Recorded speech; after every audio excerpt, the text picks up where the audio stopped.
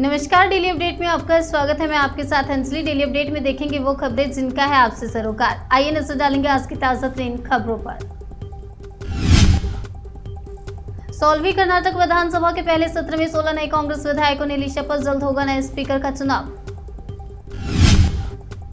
PM Modi पर documentary बनाना BBC को पड़ा भारी। मानहानि केस में दिल्ली हाईकोर्ट ने भेजा notice. The Modi question documentary के बाद देश में राजनीतिक बवाल मच गया, इसे बैन भी किया गया। अब मामले में दिल्ली हाईकोर्ट ने बीबीसी को नोटिस भेजा।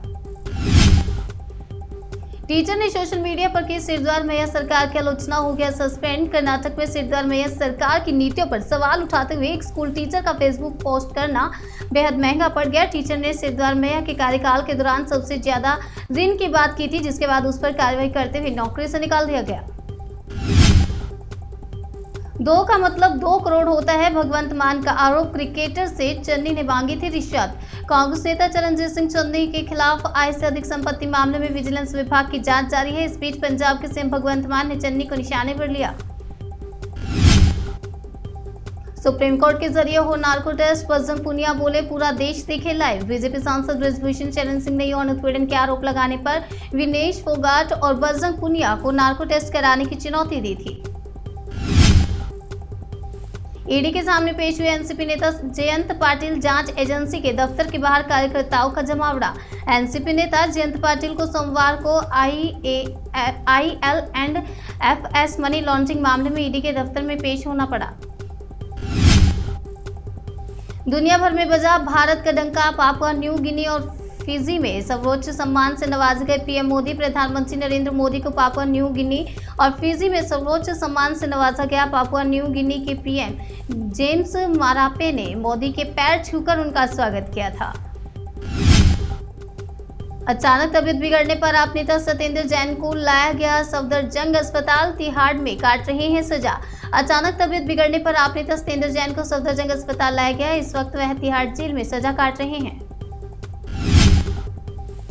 हकीकत स्वीकार करने को राजी नहीं सीएम अरविंद केजरीवाल। मीनाक्षी लेखी का दावा, इसलिए लाया गया अध्यादेश। मीनाक्षी लेखी ने कहा कि दिल्ली की प्रशासनिक और कानूनी स्थिति उसे केंद्र शासित प्रदेश बनाती है, इसे दिल्ली के सीएम अपने स्वीकार करने के लिए राजी नहीं है। रूसी राष्ट्रपति का नाम लेकर बोले बाइडेन, पुतिन नहीं तोड़ सकते हमारा संकल्प। रूस यूक्रेन के बीच 1.5 साल से चली आ रही लड़ाई पर बात करते अमेरिकी राष्ट्रपति जो बाइडेन ने कहा कि हम यूक्रेन की मदद करेंगे, हम डगमगाएंगे नहीं, वो हमारे संकल्प को नहीं तोड़ पाएंगे। 50 का आंकड़ा भी पार नहीं कर पाएंगे उद्धव ठाकरे। बीजेपी विधायक के दावे ने बढ़ाई शिवसेना की टेंशन। महाराष्ट्र में बीजेपी नेता आशीष शेलार ने उद्धव ठाकरे गुट को लेकर बड़ा बयान दिया। उन्होंने कहा कि शिवसेना बीएमसी चुनाव में 50 का आंकड़ा पार नहीं कर पाएगी। मणिपुर के इम्फाल में फिर भड़की हिंसा, कई जगह आगजनी, बुलाई गई सेना। इम्फाल मणिपुर की राजधानी इम्फाल में एक बार फिर से हिंसा भड़कने की खबर है। प्राप्त जानकारी के मुताबिक इम्फाल में कई जगहों पर आगजनी की खबरों के बाद कर्फ्यू फिर से लगा दिया गया और कानून व्यवस्था बनाए रखने के लिए सेना बुलाई गई। बारात आने से पहले मेकअप कराने गई थी दुल्हन। ब्यूटी पार्लर पहुंचकर प्रेमी ने चलाई गोली, मचा कोहराम। सदर डीएसपी राजेश कुमार ने बताया कि लड़के ने जावेद हबीब सैलून में घुसकर एक लड़की पर गोली मारी, जिसकी जांच पुलिस कर रही है। साथ ही सीसीटीवी फुटेज को भी खंगाला जा रहा है। इसे लाइव करें, हम तैयार हैं। डब्ल्यूएफआई चीफ के नार्को टेस्ट की चुनौती को महिला पहलवानों ने स्वीकारा। डब्ल्यूएफआई के अध्यक्ष बृजभूषण शरण सिंह की चुनौती को स्वीकार करते हुए विरोध करने वाली महिला पहलवानों ने पलटवार किया। उन्होंने कहा कि हम सब नार्को टेस्ट देने को तैयार हैं। अगली खबर उत्तराखंड से है। शिक्षा मंत्री के दावे की खुली कलई। सेशन शुरू होने के 1.5 महीने बाद भी नहीं बटी मुफ्त किताबें। शिक्षा मंत्री और सबसे बड़े अधिकारी के बयान से साफ है कि मामला गोलमाल है। मुफ्त किताबें छापने के लिए करोड़ों रुपए का बजट हर साल पास किया जाता है, लेकिन बच्चे बिना किताबों के आधा सेशन निकाल देते हैं।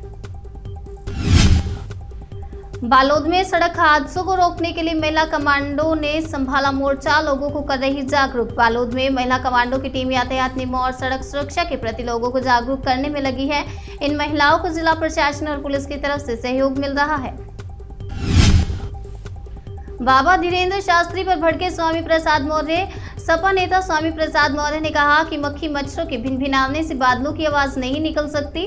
कारखानों में चींटी की आवाज बाबा जैसे एक नहीं हजारों लोग हैं जो ऐसे बोलेंगे तो देश की जनता इसका संज्ञान नहीं लेगी। देश संविधान से चलेगा, किसी बाबा के बयान से नहीं चलेगा। इसके साथ ही सपा नेता ने कहा कि जितने साधु संत के भेष में हैं सारे आतंकवादी हैं। साउथ एक्टर शरद बाबू का निधन, 71 साल की उम्र में ली अंतिम सांस। साउथ के वेटरन एक्टर शरद बाबू का 71 साल की उम्र में निधन हो गया। उनकी मौत की खबर से साउथ इंडस्ट्री में शोक की लहर दौड़ गई।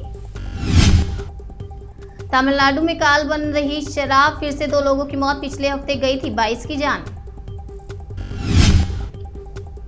बननी चाहिए इस तरह की फिल्में। द केरला स्टोरी को लेकर धीरेन्द्र शास्त्री ने बयान जारी कर दिया। उन्होंने कहा कि जो वह फिल्म में साफ दिख रहा है, जो हम बोल रहे थे वो फिल्म में दिखाया गया है। देश की जागृति के लिए ऐसी और फिल्मों की जरूरत है। इससे पहले धीरेन्द्र शास्त्री ने अपने दरबार में केरल से आई लड़की से वहां के हालातों को लेकर बात की थी। खबरों से रहने के लिए अपडेट देखते रहिए जनसेतु का खास प्रोग्राम डेली अपडेट।